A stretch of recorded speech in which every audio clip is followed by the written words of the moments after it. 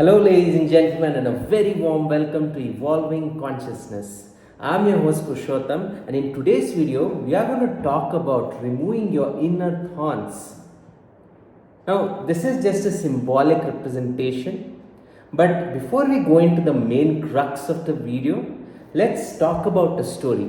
Now, suppose there's a person who had a thorn which was pricked upon his arm, all over his arm, so much so that he experienced excruciating pain on a perpetual basis.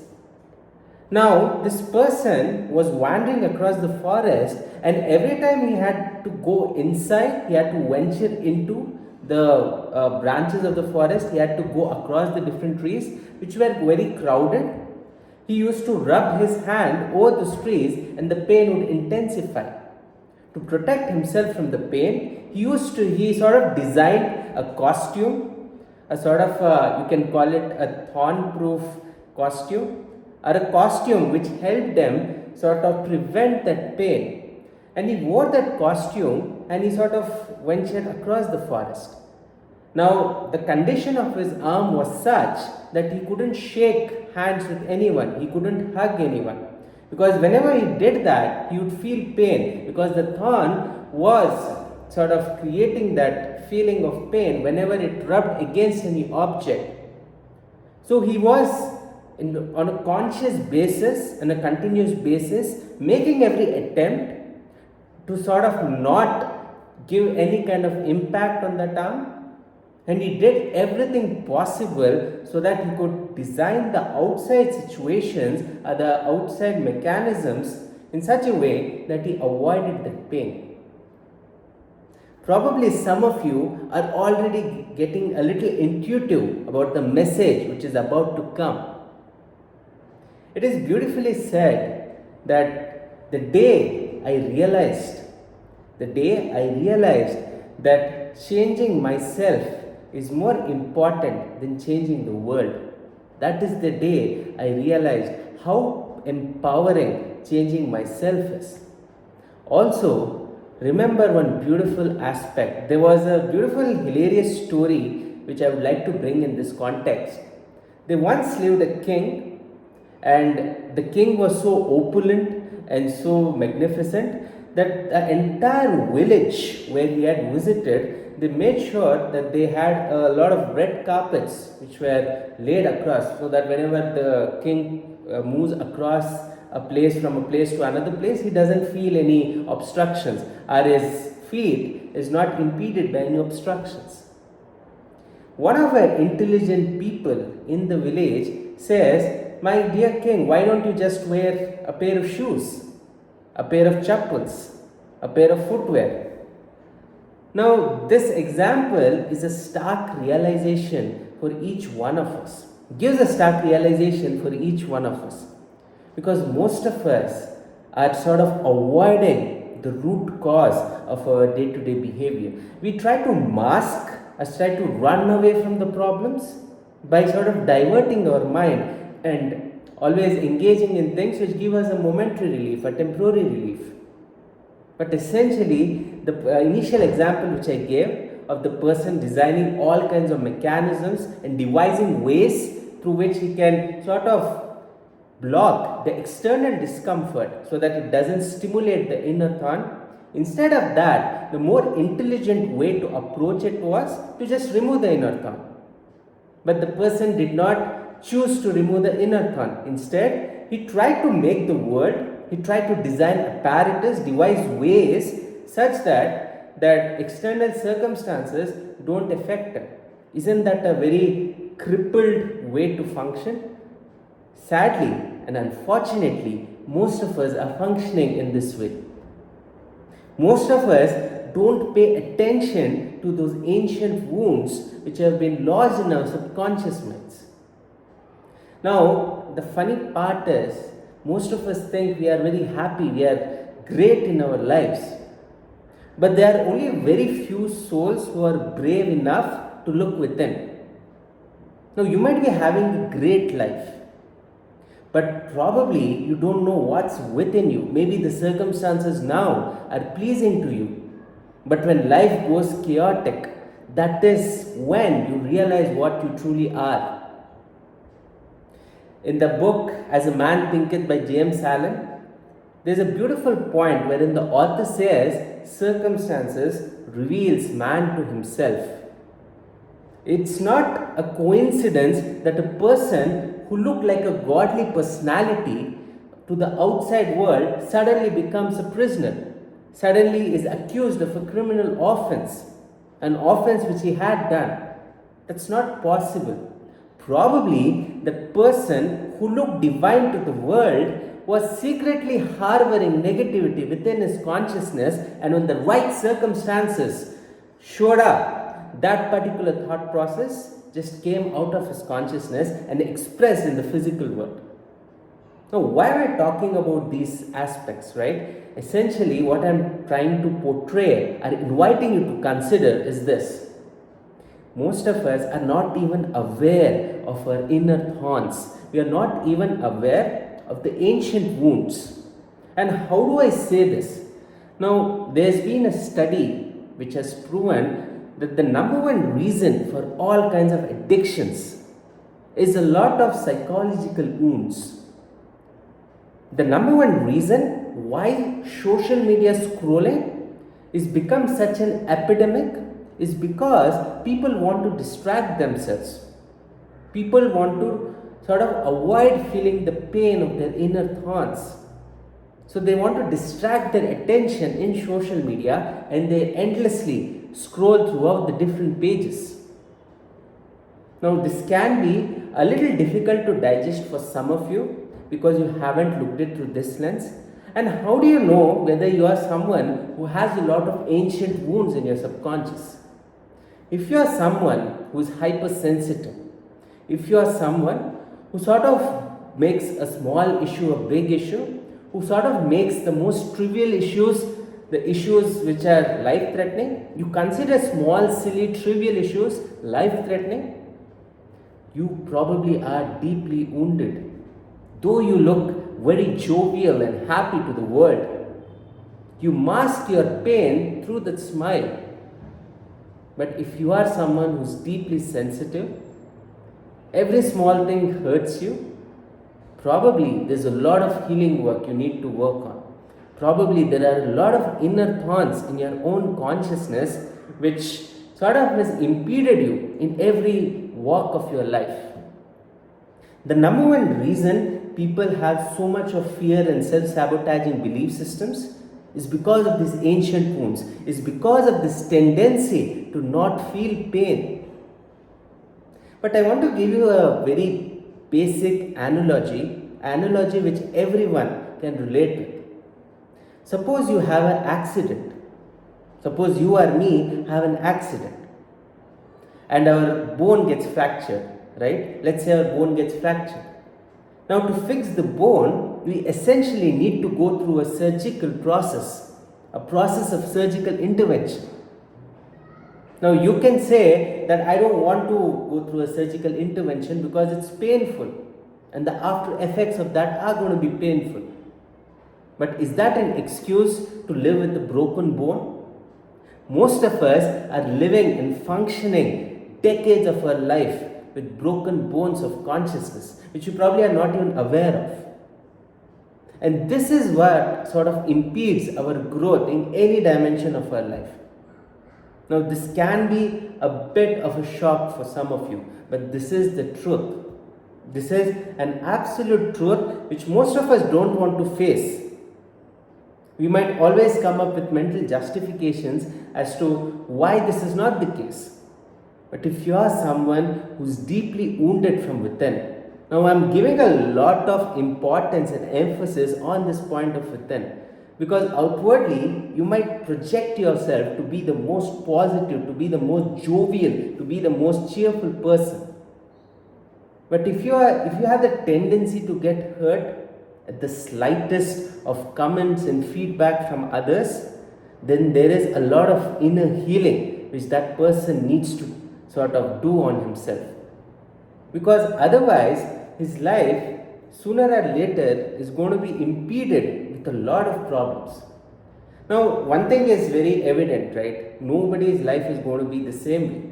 Sure, the intensity, the frequency of good and bad things can differ. But it's not that everybody is going to have a absolutely amazing life in terms of circumstances. Every unique personality, every legend has also had great pitfalls. Every person can be subjected to the dualities of life.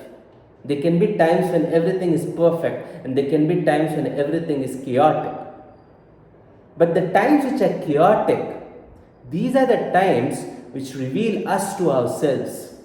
These are the times which sort of help us, force us to go within and sort of try to build a powerful relationship with ourselves. Because only in these challenging times do we go towards this process of self discovery. When times are good, we are so busy in enjoying life that we don't have time to sort of reflect on ourselves. Sure, that's not the case with everyone. There are people who, like for example, take the case of Sandeep Maheshwari. Even when life is good, he is a person who engages himself in self-introspection on a day-to-day basis. But I'm talking about the general population. The general population, when life is good, they just enjoy excessively. Now, there's nothing wrong in enjoying, but what essentially they tend to miss is this faculty of self introspection, which sort of gives them a lot of room to observe our own tendencies, to observe our own behavior. Because unless we are aware of something, there is no possibility of changing it. Awareness precedes change, and unless you're not aware of what you need to change, there is no probability, there is no possibility of you changing. And the number one reason I talked about having a sensitive personality is the people who are sensitive, right? Now, sensitivity doesn't necessarily manifest as not such an outspoken personality. Sensitivity can manifest in a lot of different manifestations. A person might completely submerge himself, he might withdraw himself. A person can be sensitive in that regard, but person who is absolutely vocal and is sort of filled with a lot of fuming anger, even that person is sensitive, but his sensitivity is expressed through different means. They are all hues and colors of the same underlying wounds. Hence, it's very important that we understand this very subtle point, that trying to fix the world will not be a very intelligent way to avoid the inner thorns which we have sort of put in our consciousness because of the situations of our life. It's our absolute responsibility of every human being to remove these thorns if he wants to sort of live a fulfilling and a purposeful life, a life which is filled with inner intuition. Oftentimes, when we have these inner thorns, we tend to do things to appease people. Now, let me give you a very powerful example. Let's say that you are in a space in your life where you feel the need for company. Now, to fulfill that need for company, you might try to sort of impress people. And in the process of trying to attract company and trying to impress people, you might put undue pressure on yourself to sort of appease the other person. Now, in the process, what essentially you are doing is to avoid the pain of abandonment, to avoid the pain of loneliness, you are trying to morph yourself into some other person which that person would like to associate with. Now, this is a very subtle example which I gave, but this is the root reason why we seek validation. This is the reason why we seek appreciation. We need to talk to people not because we feel a sense of loneliness, but because we find them interesting. We shouldn't approach people to feel complete. We should already feel complete and then approach people, not because they are going to complete us, but because we can share something and we can also benefit from what they have to share. This should be the approach we should harbor.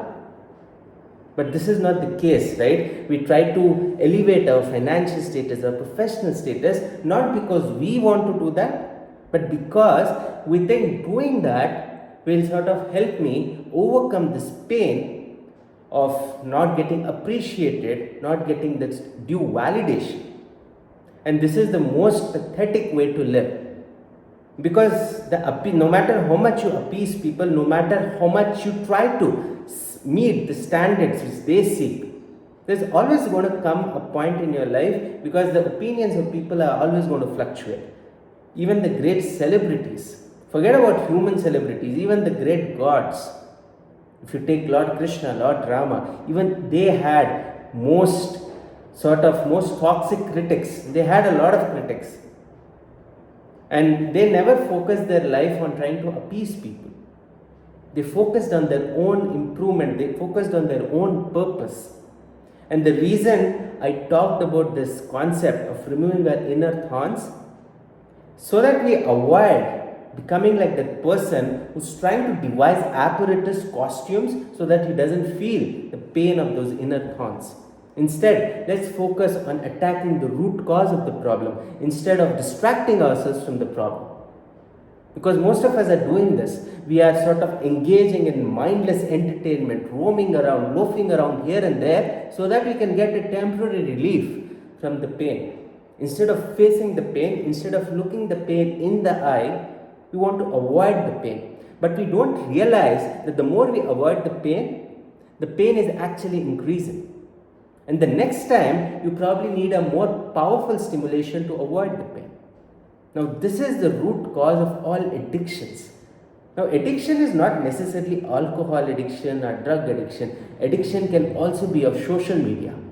Now, this is the most prevalent addiction in days, right? Validation. If somebody doesn't like our videos or like our posts, we suddenly feel inferior. Now, what created this? This is not something which was created by the outside world. This is something which was already lurking within our consciousness, which was stimulated by that situation. Let's remember, there is nothing which we cannot experience, which cannot be stimulated from the outside world, which is not already within us. If you don't have anger within you, no matter how provocative the situation is, you would be incapable of being angry. Now, in the life of Lord Buddha, there were a lot of provocative situations. But Lord Buddha was not able to be angry, because he had made himself, he has reached to such a high level of self-realization that it was absolutely impossible for him to feel anger. The point I am trying to drive is, the situations are just stimulations of revealing ourselves, revealing to us what we are deep within. And I think I also gave you a lot of understanding as to how we can become aware as to whether we are wounded or not. If you are someone who gets provoked, if you are someone who gets irritated by the slightest of provocations, you probably need a lot of healing to sort of help yourself. And the more you are going to avoid your healing, and the more you are going to shy yourself from healing, probably you will be forced to heal one fine day when your fractured bone will completely collapse, and you probably won't even be able to function on a day-to-day basis. So it's very important to sort of look at the healing, to sort of cater to the needs for the healing at the right moment. Because if we don't do, we probably would need a more sophisticated surgery to heal, and probably the recovery time would also be very large. Hence, it's very important to cater to this urgent need of healing and go into this ocean of self-introspection. And avoid distractions and avoid trying to avoid the pain, right? Let's face reality. Let's not avoid reality and put the reality under the carpet just to get some momentary relief. We need to go to the root cause of the problem and operate it if we want an everlasting solution. My today's video was a bit of a tangent to the regular videos which I normally upload in my channel, but it's a very important and insightful concept to ponder upon. Hope my video brought about a new lens to look at these inner thorns. And now probably you can question, what are the inner thorns which are sort of impeding you consciously or unconsciously to live your best life? Thank you so much for your time on my video. and do share the video with a couple of your friends who probably are not even aware of whether they are impeded with the inner thorns or not.